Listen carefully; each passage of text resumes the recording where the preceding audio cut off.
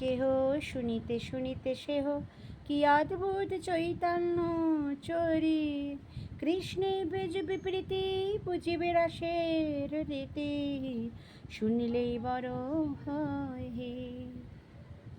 এই অমৃত সমান চৈতন্য ভাগবতে বৃন্দাবন দাস ঠাকুর বলছেন যে মহাপ্রভু যখন বিদ্যারসে মগ্ন হয়ে রয়েছেন, লক্ষ্মীপ্রিয়া দেবী সবে বিবাহ হয়েছে আর বিদ্যারসে মগ্ন হয়েছেন, তখন তিনি নিজের ভক্তদের দেখতেন আর ফাঁকি জিজ্ঞেস করতেন। মুকুন্দকে দেখলেন রাস্তায়, ফাঁকি জিজ্ঞেস করতেন। মুকুন্দ কখনো কখনো উত্তর দিত, কখনো কখনো পালিয়ে যেত। তা একদিন এরকম মুকুন্দ পালিয়ে যাচ্ছে, এবং শুধু মুকুন্দ নয়, মুরারি গুপ্ত, তাদের সাথে বড় বড় যারা ছিল তাদের সাথে ফাঁকি জিজ্ঞেস করতো। এবার ফাঁকি জিজ্ঞেস করলে একটা উত্তর দিলে সেটা কেটে আবার আরেকটা। তিনি ভগবান সর্বেশ্বর, তিনি সব কিছু পারেন। তাই বলছেন একদিন এরও মুকুন্দ পালিয়ে গেছে মহাপ্রভুকে দেখে। তাই মহাপ্রভু বলছেন যে কেন পালাচ্ছে সেটা বলছে, আচ্ছা আচ্ছা গোবিন্দ, কেন বেটা? এ বেটা পড় এ যত বৈষ্ণবের শাস্ত্র, পাজিবৃত্তির টিকা আমি ব্যাখ্যা নিয়ে মাত্র। এই মুকুন্দ কেন পালিয়েছে সেটার কারণ বলতে গিয়ে তিনি বলছেন, আমার সম্ভাষে নাহি কৃষ্ণের কথন, না তো এ বামা দেখি করে পলায়ন। মহাপ্রভু বলছেন যে আমার তো সম্ভাষায় কৃষ্ণের কথন নেই, আমি কৃষ্ণের কথা বলি না, বিদ্যার কথা বলি শুষ্ক, ওই জন্য সব বৈষ্ণবগণ পালিয়ে যায়। তারপরে বলছেন যে সন্তোষে পড়েন লাগি গালি প্রভু মুকুন্দের ব্যাপদেশে প্রকাশ করেন আপনারে। সন্তোষে খুব মনে মনে আনন্দ পাচ্ছে যে মুকুন্দ বিষয় ভালোবাসে না, সেই জন্যই আমার কথা শুনছে না। মুকুন্দ তো বুঝতে পারছে না মহাপ্রভুকে যে ইনি সাক্ষাৎ ভগবান। ভাবছে যে দূর, বিদ্যা নিয়ে শুরু পড়ে থাকে আর আমাকে দেখলেই ফাঁকি জিজ্ঞেস করে, তাই কোনো ভগবানের কথা বলে না। ওই জন্য তো ভিতরে খুব আনন্দ পাচ্ছেন মহাপ্রভু যে বাহ, কী সুন্দর ভক্ত, কৃষ্ণ কথা ছাড়া শোনে না। আর এদিকে উপরে গালি পাচ্ছেন যে চলে গেছে তাই। হাসি বলে প্রভু আগে পর কতদিন, তবে সে দেখাই বা মোর বৈষ্ণবের চিন। বলছে কতদিন আমাকে এরকম পড়ায় আমি থাকি, তারপরে আমি বৈষ্ণবের চিহ্ন আমি দেখাবো।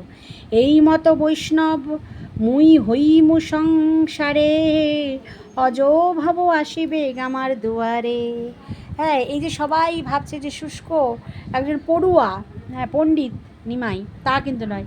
তো মহাপ্রভু তাই একদিন গর্ব করে বলছেন যে আমি এই মতো সংসারে একদিন এমন বৈষ্ণব হব যে অজভাব সকলে, ব্রহ্মা শিব সকলে আমার দুয়ারে আসবে। শুনো ভাই সব এই আমার বচন, বৈষ্ণব হইমু মই সর্ববিলক্ষণ। এমন এক বৈষ্ণব হব যে সর্ববিলক্ষণ, আর দেখাই যাবে না আমার মতো বৈষ্ণব। আমারে দেখিয়া এবে যে সব পলায়, তাহারাও যেন মোর গুণ কীর্তি গায়। আমারে দেখে এখন যে এরা পড়েই আছে, তারাও যেন আমার গুণ কীর্তি একদিন এমন গায়, এরকম আমি সুন্দর বৈষ্ণব হব।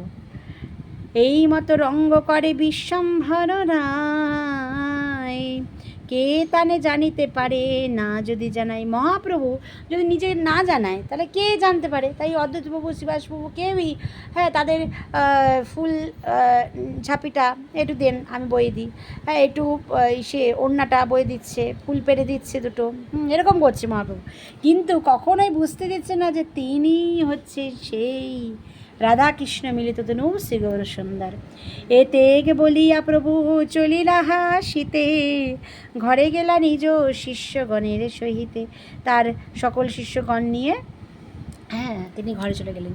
তো এই মতো করে মহাপ্রভু বিদ্যারসে যখন মেতে আছেন, সকল ভক্তের কথা জানতেন এবং সকল ভক্তকে লক্ষ্য করতেন, তাদের পরীক্ষাও নিতেন, কিন্তু কাউকে বুঝতে দিতেন না তিনি যে স্বয়ং ভগবান রাধাকৃষ্ণ মিলিত শ্রী গৌর সুন্দর। এহেন সুন্দর লীলা এই চৈতন্য ভাগবতে বর্ণিত হয়েছে। আসুন আমরা সেই দিব্য লীলা শ্রবণ করি। হরি বল। হরে কৃষ্ণ কৃষ্ণ কৃষ্ণ হরে হরে, হরে রাম রাম রাম হরে হরে। সকল বৈষ্ণবচরণ বাঞ্ছা কল্পতরুভ্যশ্চ কৃপা সিন্ধুবচ পতিতানাং পাবন বৈষ্ণবেভ্যো নমো নমো। হে রাধে, হে কৃষ্ণ, হে গৌর নিতাই, দয়া করো প্রভু, দয়া করো।